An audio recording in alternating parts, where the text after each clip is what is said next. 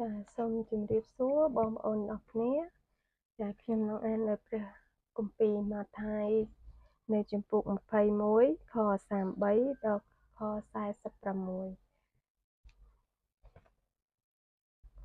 ខ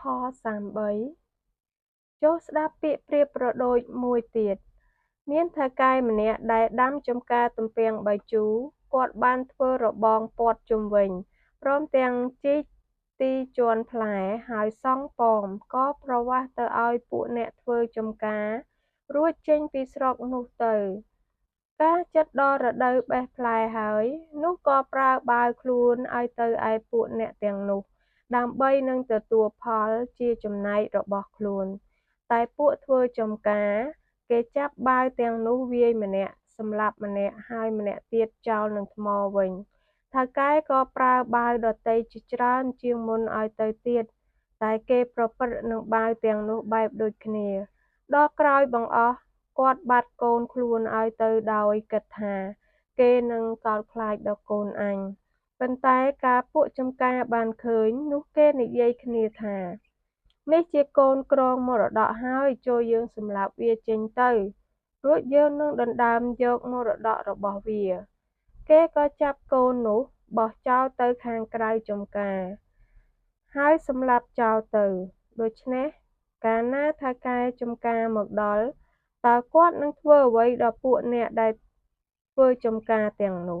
គេទូលឆ្លើយថាគាត់នឹងសម្លាប់ពួកកំណាចទាំងនោះយ៉ាងអាក្រក់ណាស់រួចនឹងប្រវាស់ចំការទៅឲ្យពួកឯទៀតវិញដែលគេនឹងឲ្យផលដល់គាត់តាមរដូវព្រះយេស៊ូវទ្រង់មានបន្ទូលទៅគេថាតើអ្នករាល់គ្នាមិនដែលមើលក្នុងគម្ពីរទេឬអីដែលថាថ្មដែលពួកជាងសង់ផ្ទះបានចោលចេញនោះបានត្រឡប់ជាថ្មជ្រុងយ៉ាងឯកការនោះគឺព្រះអម្ចាស់ទ្រង់បានធ្វើហើយជាការយ៉ាងអស្ចារ្យនៅភ្នែកយើងខ្ញុំដូច្នេះខ្ញុំប្រាប់អ្នករាល់គ្នាថានគរព្រះនឹងត្រូវហូតចេញពីអ្នករាល់គ្នាប្រគល់ទៅឲ្យសាសមួយទៀតដែលគេនឹងបង្កើតផលរបស់នគរនោះអ្នកណាដែលធ្លាក់លើថ្មនោះនឹងត្រូវបាក់បែកតែអ្នកណាដែលត្រូវថ្មនោះធ្លាក់មកលើខ្លួននោះនឹងត្រូវកិនខ្ទេចខ្ទីទៅ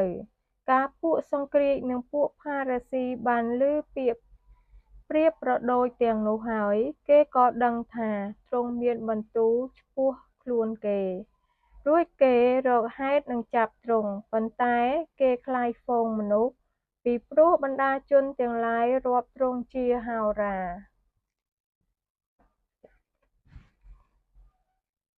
សូមអរគុណ